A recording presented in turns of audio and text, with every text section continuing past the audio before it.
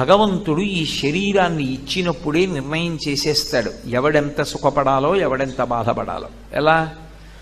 ప్రసూతి కేంద్రంలో ఒకడేమో ఎయిర్ కండిషన్డ్ రూమ్లో పుట్టాడు, ఒకడేమో జిల్లా కలెక్టర్ గారికి కొడుగ్గా పుట్టాడు, ఒకడేమో రిక్షా తొక్కుతున్నటువంటి ఒక కార్మికుడికి కొడుగ్గా పుట్టి కనీసంలో కనీసం ఒక ప్రత్యేకమైన గదిలో కూడా ఆవిడ ప్రసవం అవ్వలేక అందరితో పాటు ఒక హాల్లో పడుకునుంది పసిపిల్లాడితో. ఈ ఎండలో తెలియట్లా ఎవరు చేసినటువంటి కర్మని అనుభవంలోకి వాళ్ళు తెచ్చుకుంటున్నారన్న విషయం తెలుస్తోందా తెలియట్లేదా?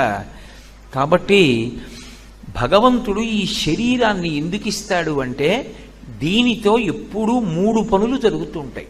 ఇది బాగా జ్ఞాపకం పెట్టుకుంటే అసలు మనం ఎందుకు శరీరాన్ని జాగ్రత్తగా ఉపయోగించాలో అర్థమవుతుంది.